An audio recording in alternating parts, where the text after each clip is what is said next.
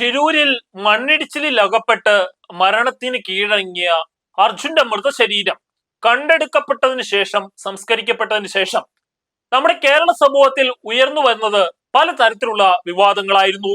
അതിൽ പ്രധാനപ്പെട്ടത് ലോറി ഉടമയായി പറയപ്പെടുന്ന മനാഫിന്റെയും അല്ലെങ്കിൽ അർജുന്റെ കുടുംബവും തമ്മിലുള്ള ഒരു വാക്ക് തർക്കമായിരുന്നു. ഈ ഒരു വാക്ക് തർക്കം എന്ന് പറയുന്നത് അർജുന്റെ മരണത്തെ മനാഫ് മുതലെടുക്കുവാനുള്ള ശ്രമങ്ങളാണ് നടത്തുന്നത്.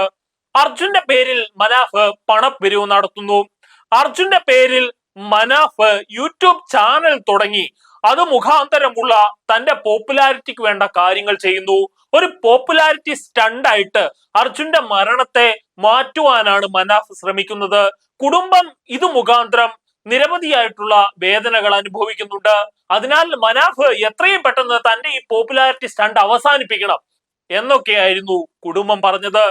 എന്നാൽ മനാഫ് തന്റെ നിലയ്ക്ക് ഈ ഒരു കാര്യത്തെക്കുറിച്ച് പ്രതികരിക്കുകയുണ്ടായി. അത് കുടുംബത്തിന് എതിരാണോ എന്ന് ചോദിച്ചാൽ എതിരാണോ എന്ന് പറയാൻ സാധിക്കില്ല. കാരണം കുടുംബത്തിന്റെ ഒരു വിഷമത്തെ മനസ്സിലാക്കിക്കൊണ്ടുള്ള ഒരു സമീപനമാണ് മനാഫിന്റെ ഭാഗത്തു നിന്നും ഉണ്ടായത്. മനാഫ് ഒരു നന്മമരമായി നമ്മുടെ സമൂഹത്തിൽ പെട്ടെന്ന് അങ്ങ് രൂപപ്പെട്ടത് ഒട്ടും യാദർശികമാണോ എന്ന് ചോദിച്ചാൽ അല്ല എന്നാണ് പറയാനുള്ളത്. കാരണം അയാളുടെ ഓരോ ബൈറ്റുകളും നമ്മുടെ മാധ്യമങ്ങൾ വളരെ പ്രാധാന്യത്തോടു കൂടിയാണ് കൊടുത്തുകൊണ്ടിരുന്നത്. അല്ലെങ്കിലും നമുക്ക് നന്മമരങ്ങളോട് ഒരു പ്രത്യേക അനുകമ്പയുണ്ട്. നന്മ മരങ്ങൾ എവിടെ കണ്ടാലും അതിന്റെ ഒരു വിത്തോ കായോ തയ്യോ കിട്ടി സ്വന്തം വീട്ടിൽ കൂടി കൊണ്ടു നടണം എന്ന് താല്പര്യമുള്ളവരാണ് നമ്മൾ മലയാളികളിൽ ഭൂരിഭാഗം പേരും. അത്തരത്തിലുള്ള ഒരു താല്പര്യത്തിന്റെ പേരിലാണ് മനാഫിനെ നമ്മൾ ആഘോഷിച്ചതും. മനാഫിനെ പോലുള്ള ഒരു സുഹൃത്ത് തനിക്കുണ്ടായിരുന്നെങ്കിൽ എന്ന് സ്റ്റാറ്റസ് ഇടാത്തവരായിട്ട് വളരെ ചുരുക്കം പേരെ കേരള സമൂഹത്തിലുള്ളൂ. അത്തരത്തിൽ പെട്ടെന്ന് ഒരു സംഭവത്തിന്റെ കേന്ദ്ര ബിന്ദുവായിട്ട് മനാഫ് മാറുകയായിരുന്നു. പക്ഷേ കുടുംബം, അതായത് മരണപ്പെട്ട അർജുന്റെ കുടുംബവും അർജുന്റെ അളിയനും ഭാര്യയുടെ സഹോദരനും ചേർന്ന് ഒരു വാർത്താ സമ്മേളനം നടത്തി. ആ വാർത്താ സമ്മേളനം മനാഫിനും ഈശ്വർ മാൽപ്പയ്ക്കും എതിരായ ശക്തമായിട്ടുള്ള ആഞ്ഞടിയായിരുന്നു. ഇപ്പോൾ ഉണ്ടായിട്ടുള്ള പുതിയൊരു വഴിത്തിരിവ് അല്ലെങ്കിൽ പുതിയൊരു കാര്യം എന്താണെന്ന് വെച്ചാൽ സോഷ്യൽ മീഡിയ ഒന്നാകെ നമ്മുടെ സീക്രട്ട് ഏജന്റ് എന്ന സായ് കൃഷ്ണയെ കുറ്റക്കാരനാക്കുവാനുള്ള ശ്രമമാണ് നടത്തുന്നത്. അതായത് മനാഫിന് എതിരെ കുടുംബത്തെ തിരിച്ചുവിട്ടതിന്റെ പിന്നിലെ സൂത്രധാരൻ അത് സായ് കൃഷ്ണ എന്ന സീക്രട്ട് ഏജന്റ് ആണ് എന്നാണ് സോഷ്യൽ മീഡിയ പറഞ്ഞുകൊണ്ടിരിക്കുന്നത്.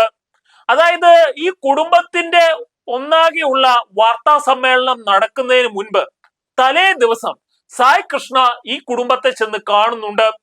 അപ്പോൾ സായ് കൃഷ്ണയുടെ വാക്കുകൾ തന്നെ കടമെടുത്തു പറഞ്ഞാൽ കോട്ടക്കലിൽ മറ്റോ എവിടെയോ ആയി താൻ ഭക്ഷണം കഴിച്ചുകൊണ്ടിരിക്കുമ്പോഴാണ് ഈ ഒരു അർജുന്റെ കുടുംബത്തിൽപ്പെട്ട ഒരാളുടെ അല്ലെങ്കിൽ അർജുന്റെ സഹോദരന്റെ അളിയന്റെ ഒക്കെ ഒരു ഫോൺ കോൾ തനിക്ക് വരുന്നത്. തങ്ങൾക്ക് ചില കാര്യങ്ങൾ പറയാനുണ്ട് എന്ന് അവർ സീക്രട്ട് ഏജന്റിനെ അറിയിക്കുന്നു.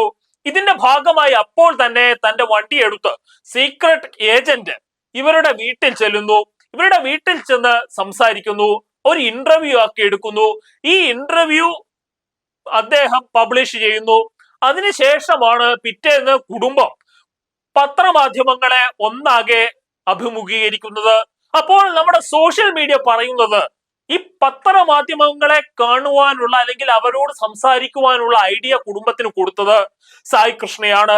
സായ് കൃഷ്ണ എഴുതിയ ഒരു സ്ക്രിപ്റ്റിന്റെ ഭാഗമായിട്ടാണ് ഈ കുടുംബം മാധ്യമങ്ങളെ കണ്ട് സംസാരിച്ചത് എന്നാണ് പലവരും സോഷ്യൽ മീഡിയയിൽ പറയുന്നത്. അതിന്റെ വസ്തുത എന്താണ് എന്നുള്ള കാര്യം നമുക്കറിയില്ല. സായ് കൃഷ്ണ ഈ ഒരു ആരോപണം നിഷേധിച്ചിട്ടുണ്ട്. ഈ ഒരു കാര്യത്തോട് ചേർത്ത് വെച്ചുകൊണ്ട് തന്നെ സീക്രട്ട് ഏജന്റിന്റെ ഒരു ഇടപെടൽ മുമ്പും ഉണ്ടായ ഒരു സംഭവത്തെ കുറിച്ചാണ് സോഷ്യൽ മീഡിയ ഇപ്പോൾ ചർച്ച ചെയ്യുന്നത്. അത് നേരത്തെ കേരളത്തിലെ ഒരു തലമുതിർന്ന നന്മമരമായിട്ടുള്ള അല്ലെങ്കിൽ അങ്ങനെ ആളുകൾ കണക്കാക്കിയിരുന്ന മജീഷ്യൻ ആയിരുന്ന ശ്രീ ഗോപിനാഥ മുദ്ഗാടിനെ കുറിച്ചാണ് ആ ഒരു പരാമർശം. അത് മറ്റൊന്നുമല്ല, നമുക്കറിയാം കുറച്ച് നാളുകൾക്ക് മുൻപ് ഈ ഗോപിനാഥ മുദ്ഗാട് ഭിന്നശേഷിക്കാരായ കുട്ടികൾക്ക് വേണ്ടി നടത്തുന്ന ഒരു സ്ഥാപനമുണ്ട്. ആ സ്ഥാപനത്തിന്റെ ഉള്ളുകള്ളികളെ കുറിച്ച് പല അമ്മമാരും പല ഭിന്നശേഷിക്കാരും പല വിമർശനങ്ങൾ ഉന്നയിച്ചുകൊണ്ട് പല ആരോപണങ്ങൾ ഉന്നയിച്ചുകൊണ്ട് രംഗത്ത് വരികയുണ്ടായി. അതിനു മുൻപ് ഇവർ ഈ രംഗത്ത് വരുവാൻ ഇവരെ പ്രേരിപ്പിച്ച പ്രധാനപ്പെട്ട ഘടകം എന്ന് പറയുന്നത് അത് സായി കൃഷ്ണയായിരുന്നു, അഥവാ സീക്രട്ട് ഏജന്റ് ആയിരുന്നു. സായി കൃഷ്ണ ആ കാര്യം അംഗീകരിക്കുന്നുമുണ്ട്. താൻ പറഞ്ഞിട്ടാണ് മാധ്യമങ്ങൾക്ക് മുൻപേ അവർ വന്ന് സംസാരിച്ചത് എന്ന് സായി കൃഷ്ണ ഇതിനോടകം തന്നെ തന്റെ ഒരു വ്ലോഗിൽ പറയുന്നുണ്ട്. സായി കൃഷ്ണയ്ക്ക് പൊതുവെ ഇപ്പോൾ സമൂഹത്തിലുള്ളത് ഒരു കണ്ണാപ്പി ഇമേജ് ആണ്. ബിഗ് ബോസിന് ശേഷമാണ് ഈ കണ്ണാപ്പി ഇമേജ് സായി കൃഷ്ണയുടെ തലയിൽ വന്നു കയറിയത്. അതിനുശേഷം അയാളുടെ ചാനൽ കാണുന്നവരുടെ എണ്ണം കൂടിയിട്ടുണ്ട് എങ്കിൽ തന്നെയും വീഡിയോസിന് വരുന്ന റീച്ച് കുറവാണ് എന്നതാണ് പൊതുവെ തോന്നിയിട്ടുള്ളത്. അപ്പോൾ സായി കൃഷ്ണയുടെ ഇത്തരത്തിലുള്ള സ്റ്റണ്ടുകൾ അല്ലെങ്കിൽ സായി കൃഷ്ണയുടെ അഭിപ്രായ പ്രകടനങ്ങൾക്കൊക്കെ സമൂഹം വില കൊടുക്കുന്നത് കുറഞ്ഞിട്ടുണ്ട്. പല തരത്തിലുള്ള ഇഷ്യൂസും മുൻപ് സായി കൃഷ്ണ ഉണ്ടാക്കിയിട്ടുണ്ട്. അതിൽ പ്രധാനപ്പെട്ടത് ഉണ്ണിമുകുന്ദനുമായിട്ടുണ്ടായിരുന്ന ക്ലാഷ് ആണ്. ആ കാര്യമൊന്നും ഞാൻ വീണ്ടും എടുത്ത് പറയേണ്ടതില്ലല്ലോ. അപ്പോൾ ഇത്തരത്തിൽ നമ്മുടെ സമൂഹത്തിൽ നടക്കുന്ന ആനുകാലികമായിട്ടുള്ള പ്രശ്നങ്ങളിൽ പ്രതികരിക്കുന്ന യൂട്യൂബർ എന്ന നിലയിൽ സീക്രട്ട് ഏജന്റ് ഈ ഒരു വിഷയത്തിലും, അതായത് അർജുന്റെ മരണത്തിൽ മനാഫുമായിട്ടുള്ള സംഭവങ്ങൾ ഒക്കെ വെച്ചുകൊണ്ട് പലതരത്തിലുള്ള അഭിപ്രായ പ്രകടനങ്ങളും നടത്തിയിട്ടുണ്ട്. പൊതുസമൂഹം ഒന്നാകെ ഇപ്പോൾ മനാഫിനെ ഒരു ഹീറോയിക് പരിവേഷത്തിൽ, ഒരു നന്മവരം പരിവേഷത്തിലാണ് അവതരിപ്പിക്കുന്നത്. തുടക്കം തൊട്ടേ എനിക്ക് ഈ പരിവേഷത്തോട് ഒട്ടും തന്നെ താല്പര്യമില്ല. ഒരു മുഖ്യധാരയിൽ നിൽക്കുന്ന ഒരു വിഷയത്തിന് എതിരായി സഞ്ചരിക്കുക എന്ന് പറയുന്നത് ഒട്ടും തന്നെ ചെറിയൊരു കാര്യമല്ല. അതിനാൽ തന്നെ മനാഫിന്റെ ഭാഗത്തു നിന്നുണ്ടായിട്ടുള്ള പല കാര്യങ്ങളും സംശയാസ്പദമാണ് എന്ന് ഞാൻ മുൻ വീഡിയോയിൽ പറഞ്ഞിട്ടുണ്ട്. ആ വീഡിയോ കാണാത്തവരാണ് എങ്കിൽ നിങ്ങളെങ്കിൽ ഇവിടെ മുൻകളിൽ ഐ ബട്ടണിൽ കൊടുക്കാം, ദയവേത് ആ വീഡിയോ കൂടി കാണുക. അപ്പോൾ ഇത്തരത്തിലുള്ള സംഭവങ്ങളൊക്കെ ഉണ്ടാകുമ്പോൾ മനാഫിന്റെയും ഈശ്വർ മാൽപ്പയുടെയും ഒക്കെ ഭാഗത്തു നിന്നുണ്ടായ കാര്യങ്ങൾ സംശയാസ്പദമാണ്. അത് ഞാൻ വെറുതെ അങ്ങ് പറയുകയല്ല. കർണാടകയിൽ നിന്നുള്ള പോലീസ് ഉദ്യോഗസ്ഥരുടെ ഭാഗത്ത് നിന്ന് ഇത്തരത്തിലുള്ള ശക്തമായിട്ടുള്ള ഒരു പ്രസ്താവന ഉണ്ടായിട്ടുണ്ട്. അഗള്ളി പോലീസ് ഇതിനോടകം തന്നെ മനാഫിനും ഈശ്വർ മാൽപ്പയ്ക്കും എതിരായിട്ട് കേസ് രജിസ്റ്റർ ചെയ്തിട്ടുണ്ട്. ഇപ്പോൾ നമ്മുടെ കേരള പോലീസ് തന്നെ മനാഫിന്റെ യൂട്യൂബ് ചാനൽ നോക്കുന്നുണ്ട്. മനാഫിന്റെ യൂട്യൂബ് ചാനൽ വന്ന കമന്റുകൾ പരിശോധിക്കുന്നുണ്ട്. ഏതെങ്കിലും തരത്തിൽ സമൂഹത്തിൽ സ്പർദ്ധ ഉണ്ടാക്കാനുള്ള ശ്രമങ്ങൾ മനാഫിന്റെ ഭാഗത്ത് നിന്ന് ഉണ്ടായിട്ടുണ്ടോ എന്ന പരിശോധനയാണ് നടക്കുന്നത്. ഈ ഒരു വിഷയത്തെ, മനാഫ് അർജുൻ വിഷയത്തെ മതപരമായിട്ട് കമ്മ്യൂണലായിട്ട് ചാനൽ ചെയ്തുകൊണ്ട് പോകാൻ പലരും ശ്രമിച്ചിരുന്നു. അതിൽ പ്രധാനപ്പെട്ടവര് മുസ്ലിയാർമാരാണ്, മുസ്ലിം ഉസ്താദ്മാരാണ്. അവർ പൊതുവേദിയിൽ നിന്ന് പ്രസംഗിക്കുന്നു. ഒരു ഹിന്ദുവായിട്ടുള്ള ആളെ രക്ഷിക്കുവാൻ വേണ്ടിയിട്ട് അവതരിച്ച ഒരു മുസ്ലിമിനെ, ഒരു ഇസ്ലാമിനെ വാനോളം പുകഴ്ത്തുകയാണ് അവർ വേദിയിൽ നിന്ന് ചെയ്യുന്നത്. അങ്ങേയറ്റം കമ്മ്യൂണൽ ആയിട്ടുള്ള വിഷം കുത്തിത്തിരിക്കലാണ് ഇവർ ചെയ്തു കൂട്ടുന്നത്.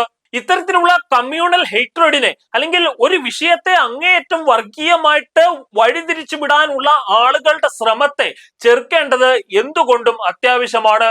മുൻപും മലയാളി സമൂഹത്തിൽ ഇത്തരത്തിലുള്ള വർഗീയമായിട്ടുള്ള വഴിത്തിരിവുകൾ ഉണ്ടാക്കാൻ ആളുകൾ ശ്രമിച്ചപ്പോഴെല്ലാം അതിനെ ചെറുത്ത പാരമ്പര്യമുള്ളവരാണ് നമ്മൾ. അതുകൊണ്ട് തന്നെ ഈ വിഷയത്തെയും ഇവിടെ ചെറുത്തു നിർത്തേണ്ടതുണ്ട്. നന്മ മരങ്ങൾ എത്രയുണ്ടായാലും അവരുടെ തലപ്പൊക്കത്തേക്കാൾ വലുതാണ് നിയമസാധുതയും അല്ലെങ്കിൽ ഒരു വിഷയത്തിന് സമൂഹം കൊടുക്കുന്ന പ്രാധാന്യവും എന്ന് മാത്രം ഇവിടെ പറയട്ടെ.